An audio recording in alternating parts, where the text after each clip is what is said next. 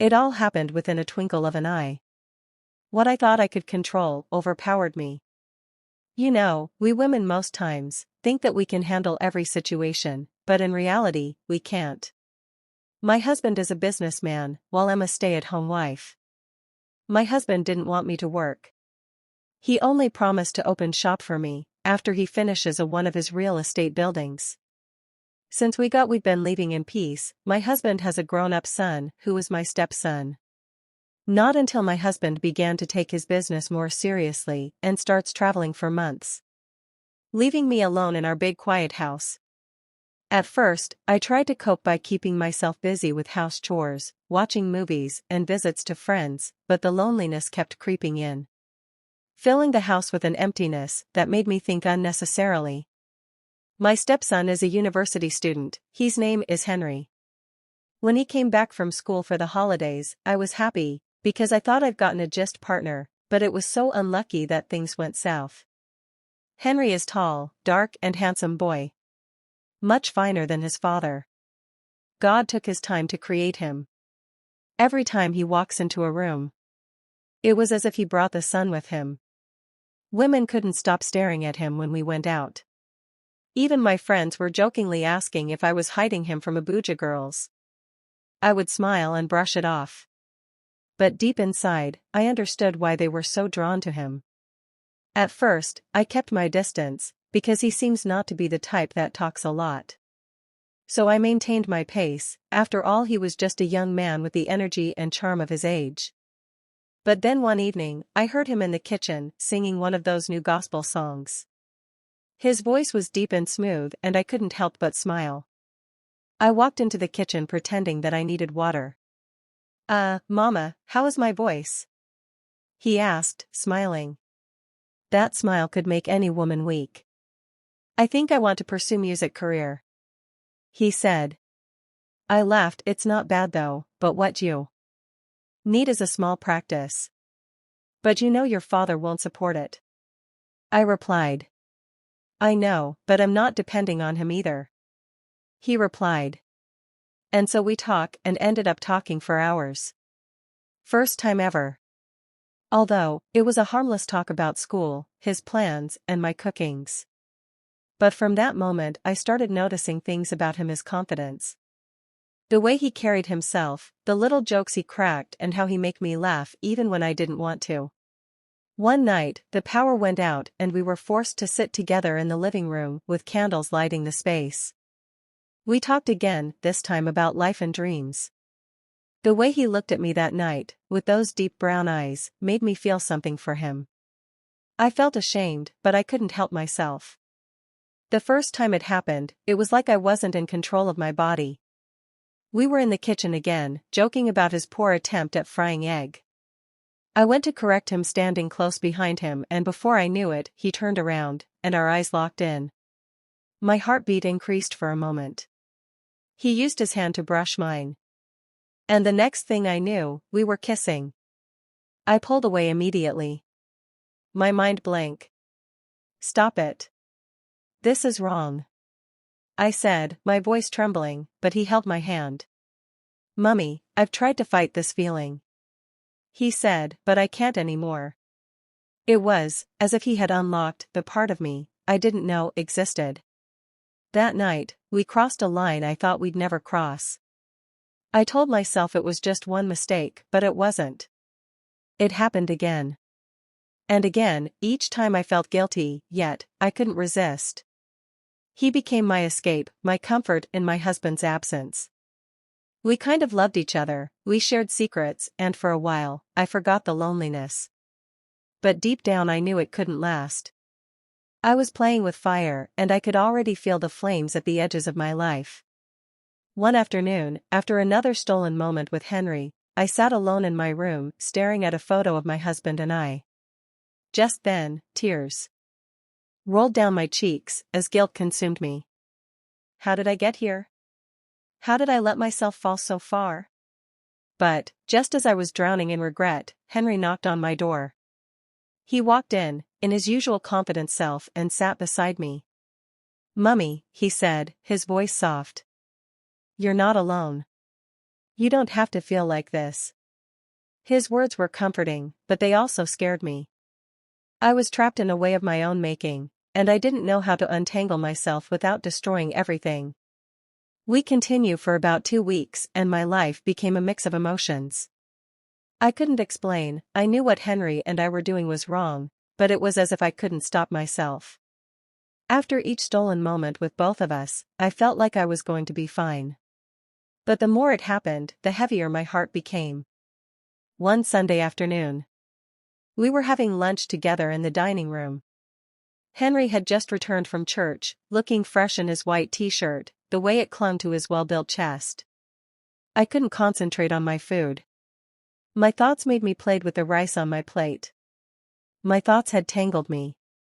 "Mummy," Henry called, breaking into my thoughts. I responded, startled. "You've been quiet all through, are you okay?" he asked. I forced the smile. "I'm fine, Henry." But the truth is that I wasn't fine. My heart was pounding and I felt like the walls were closing in on me. I needed some space to clear up my mind of evil thoughts. So I stood up abruptly. "Excuse me," I said, rushing to the balcony. The cool breeze calmed my face, but it didn't ease the storm within. As I stare at the compound below, memories of my life with my husband flooded my mind. The way he used to hold me. The laughter we shared before his business trips became more important than our family. How did we get here? How did I let things get out of control? Before I knew it, Henry was beside me. "Mummy," he called out softly, his voice like a balm to my trouble. "What is wrong with you?" "Talk to me," said Henry. "I don't know, Henry," I whispered, my voice breaking. "I feel like I'm drowning, this thing between us. It's wrong. I can't keep doing this." He placed a hand on my shoulder, turning me to face him. "You're not wrong for wanting love, Mummy.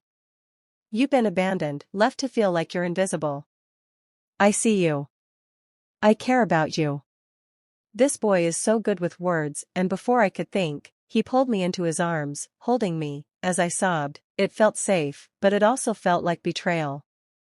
After that day, I tried to put some distance between us. I avoided being alone with Henry. Kept myself busy with housework and even started going out more, but Henry, he was persistent, he found ways to pull me back in. It was like he knew exactly how to break down my defenses. One evening, he convinced me to watch a movie with him. "Mummy, just a movie, nothing more," he promised. Flashing that charming smile, I hesitated but agreed, thinking I could handle it again. Another mistake.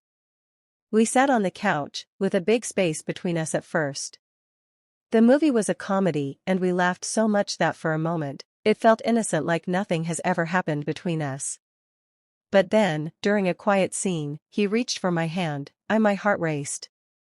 As I turned to look at him, his eyes were deeply looking into mine. "I can't help how I feel about you," he said, his voice barely above a whisper.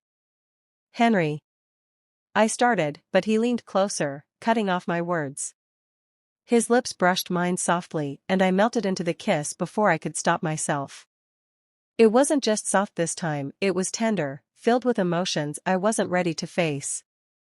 As the days went on, I felt myself slipping further. The guilt was always there like a shadow, following me everywhere.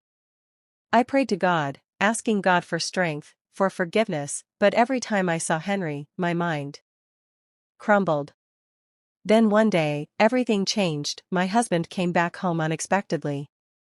Thank goodness, I was in the kitchen cooking vegetables, when I heard his booming voice. "Where's my wife?" he asked. My heart stopped. I hadn't prepared for his return. He walked into the kitchen. His presence filled the environment. "Surprised to see me?" he asked, smiling. I forced a smile, my hands trembling as I wiped them on my apron. "You didn't tell me you were coming back today," I said. "I wanted to surprise you," he said, pulling me into a hug. "He smells so good, I missed it." As we sat down for dinner that night, I couldn't help but notice the tension in the air. Henry was unusually quiet with his father, but this time, he was avoiding eye contact with both of us.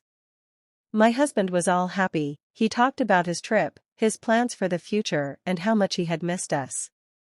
But I couldn't focus. My mind was racing, fear gripping my heart. What if you found out? What if everything came crashing down? Night came and I lay on bed beside my husband for the first time in months. I felt the weight of my choices pressing down on me. I wanted to tell him the truth, to beg for forgiveness. But the words wouldn't come. I prayed and hoped he doesn't find out the evil I have done. I felt I was trapped in a web of lies I had spawned myself. I tried to avoid Henry as much as possible, but it wasn't easy. The tension between us grew, and I could sense that my husband was starting to notice. Something wasn't right. One evening, while my husband was in the balcony, Henry conned me in the hallway. "Mummy, we need to talk," he said, his voice low. "There's nothing to talk about, Henry," I whispered, glancing nervously. "This has to stop. It's over. This is making me suffer," I said, and he looked at me emotionally. And for a moment, I saw the boy he used to be, the one I had helped train. Not the man who had turned my world upside down. "I care about you," he said, "but I see the pain in your eyes. Maybe it's time we let go for the good of both of us." His words were a mixture of relief and heartbreak for the first time. I felt a ray of hope that I could start to fix the mess I had made. But life wasn't going to let me off the hook that easily. I was happy this is ending, and there is no way my husband will find out. I promised myself that this will never repeat itself again. Soon, the guilt starts to fade away. A few days later, my husband called me into the room. He was holding his phone. "I was going through my CCTV, and I found a video of you and Henry kissing," he said, with his eyes teary. I froze. "CCTV? In this house?" My heart skipped. "What are you talking about?" I asked, my voice trembling. He handed me his home laptop, and there they were, video of me and Henry in a private moments. "I didn't even know the CCTV were working. I thought we destabilized them," he said. I collapsed onto the couch. Tears rolled down my face as I tried to find the words to explain, to justify myself. But there was nothing I could say. My husband was sad. "How could you do this to me, Sandra?" he asked. "How could you do this to our family?" "I'm sorry," I sobbed. I was lonely, vulnerable. I didn't mean for this to happen. But sorry wasn't enough.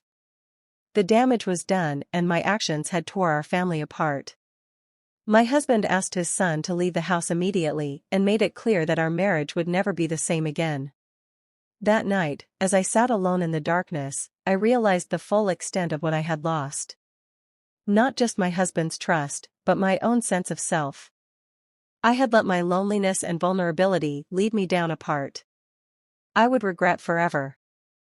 My advice for women in similar situations. As a woman out there, loneliness can be a powerful and dangerous emotion.